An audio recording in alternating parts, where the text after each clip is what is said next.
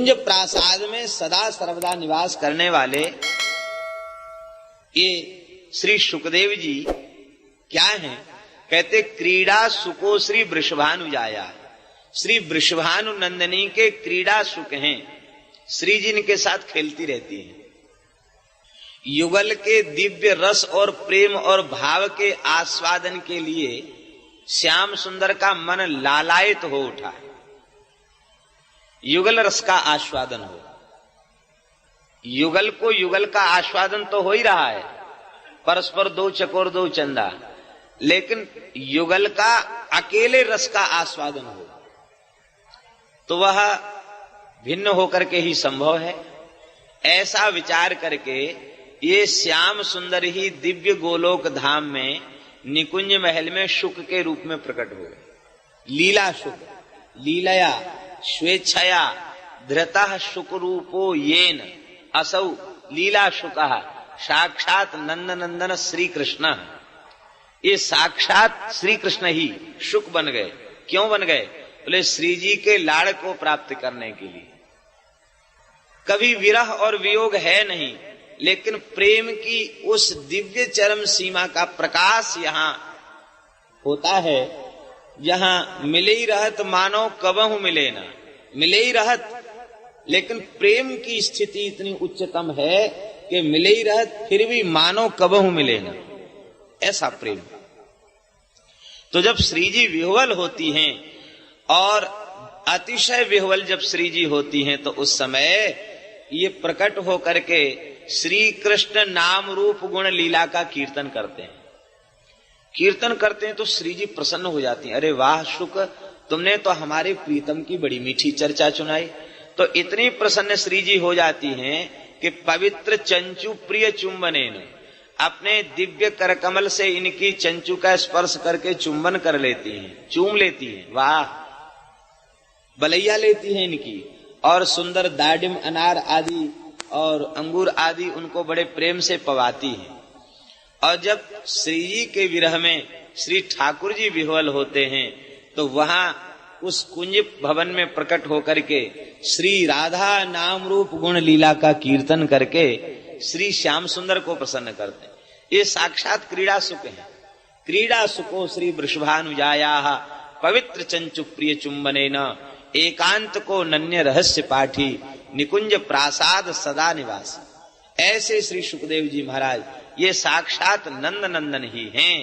नंद नंदन रूपस्तु श्री शुको भगवान ऋषि श्रीमद् भागवतम तुभ्यम श्रावयिष्यत्य संशयम। श्रीमद् भागवत का निश्चित ही वे तुम्हें श्रवण कराएंगे और तुम्हें नित्य धाम की प्राप्ति होगी, नित्य लीला की प्राप्ति होगी। यह आशीर्वाद उद्धव जी ने हृदय से लगा करके दिया है। रोते हुए श्री परीक्षित जी महाराज ने प्रस्थान किया, क्योंकि ये श्रवण भक्ति के आचार्य हैं, कथा ही इनका प्राण है। व्याकुल होकर के इन्होंने प्रस्थान किया है। इधर भगवान की इस दिव्य लीला कथा के श्रवण मात्र से समस्त जो ब्रजवासी हैं उन सबको सदेह लीला प्रवेश प्राप्त हो गया। आत्मानं च तदन्तस्था सर्वे ददृशुस्तदा वज्रस्तु दक्षिणे दृष्ट्वा कृष्णपाद सरोरुहे स्वात्मानं कृष्ण वैधुर्यान् मुक्तस्तद्भुव्य शोभत ताश्च तन्मात्रः कृष्णे रासरात्रि प्रकाशनी। वे सब उनकी माताएं वे सब भगवान की लीला में प्रविष्ट हो गईं और श्री वज्रनाभ जी ने भगवान के चरण में चिन्हित जो वज्र चिन्ह है उसमें उन्होंने स्थान पा लिया।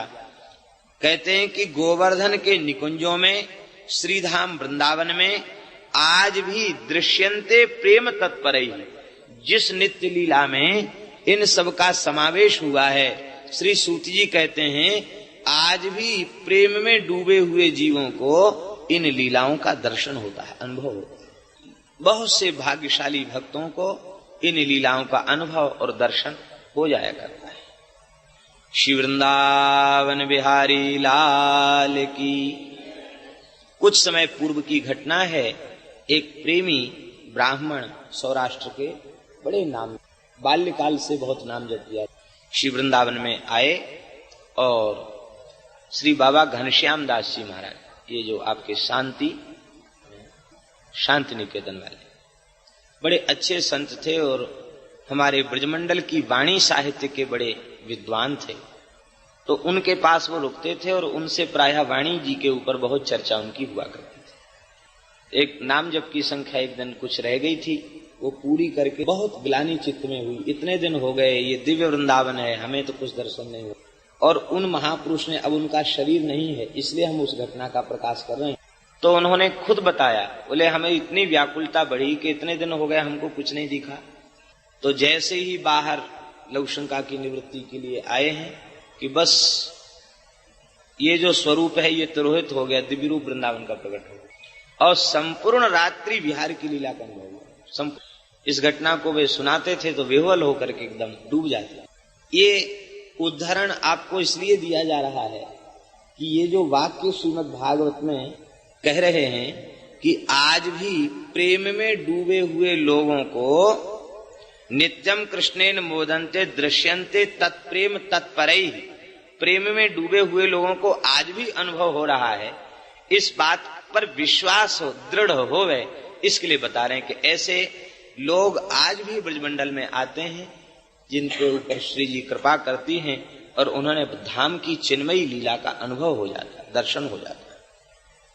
ऋषियों ने श्रीमद् भागवत के श्रोता वक्ता का लक्षण पूछा है और श्री सूत जी ने श्रोता वक्ता का बहुत सुंदर विस्तार पूर्वक लक्षण का विवेचन करके बताया और कहा कि देखो, दो प्रकार के श्रोता वक्ता हैं।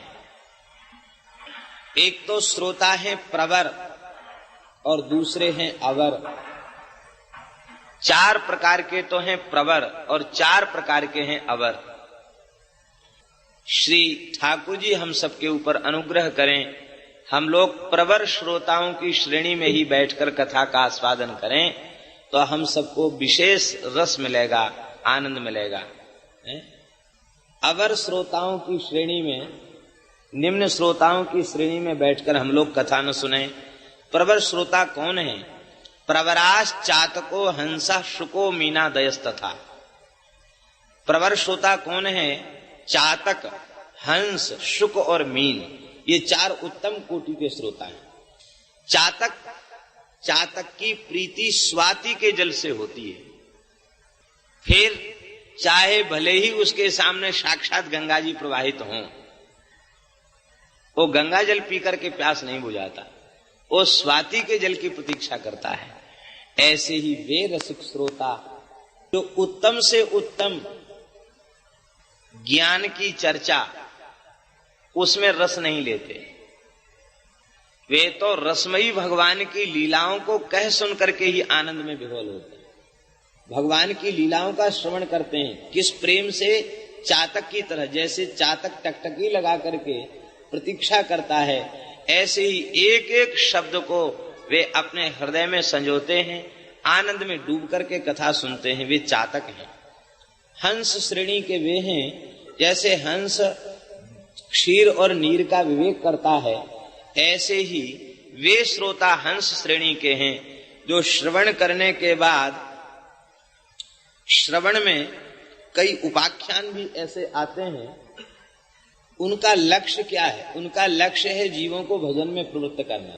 केवल उनको कहने सुनने में उनका लक्ष्य नहीं है।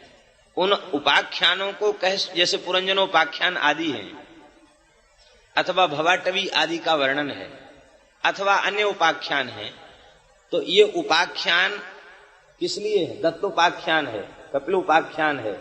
ये उपाख्यान इसलिए हैं कि इन उपाख्यानों का श्रवण करके हम लोग सर्वतो भावेन भगवान के भजन में लग जाएं। तो ऐसे श्रोताओं को हंस श्रेणी का कहा जाता है जो श्रवण करने के बाद फिर भजन में लग जाएं। जिनका जीवन भजनमय बन जाए वे हंस श्रेणी के श्रोता हैं। तीसरी श्रेणी किसकी है? शुक की। ये शुक श्रेणी के श्रोता मीठा बोलते हैं, मिष्टम भक्ति, बहुत मीठा बोलते हैं। ये शुकः सुष्ठु मितम भक्ति व्यासम श्रोत्री सहर्षेन सुपाठता सुको यद्वत शिक्षकम पार्श्वगान अपि। शुक श्रेणी के श्रोता वे हैं जो बहुत मीठा बोलते हैं और कथा को सुन करके और अन्य श्रोताओं को भी विक्षेप न हो, वक्ता को भी विक्षेप न हो, वे कथा के अंत में या आदि में कोई एक विशेष बात हाथ जोड़कर खड़े होकर कह दे, महाराज आपकी कथा से हमने यह विषय सुना है और यहाँ हमको तनिक थोड़ा सा जिज्ञासा हो रही है, तो आप कृपा करके हम सबकी जिज्ञासा को शांत करें।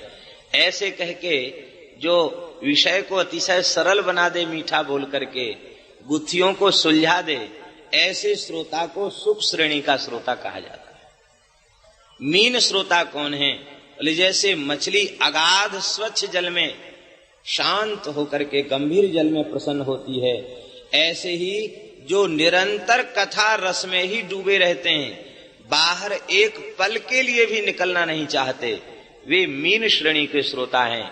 जैसे मछली का प्राण जल है, ऐसे ही जिनका कथा ही प्राण बन चुकी हो, ऐसे जो श्रोता हैं वे मीन श्रेणी के। हमारे वृंदावन में दो महापुरुष, एक तो गिरिराज जी के पूज्य पंडित श्री गया प्रसाद जी महाराज, जब उनके निकट जामे कभी न कभी कुछ श्रवण करते ही मिलते थे।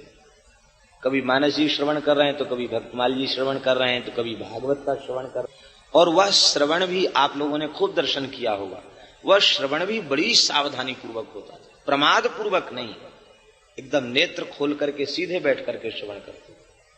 और उस बीच में तनिक भी कोई विक्षेप हो जाए तो उनको सहन नहीं होता। ऐसी पंडित श्री भक्तमाली जी महाराज डूब करके उसी रस में ही डूबे रहते, कोई आवे कभी आवे, रात बिरात कभी आवे, भगवत चर्चा ही उनके मुख से प्रकट होती। ऐसी पानी घाट वाले बाबा श्री नवल किशोर दास जी महाराज, वो भी जब उनके निकट जाओ तो कुछ न कुछ श्रवण करते मिलते। तो भगवान के चरित्र में जिनको इतना स्वाद आने लग जाए कि बस उनके बिना वे रह न सकें, ऐसे जो श्रोता हैं उनको मीन श्रेणी का श्रोता कहा जाता है। हरिशरणम, ये तो उत्तम श्रेणी है।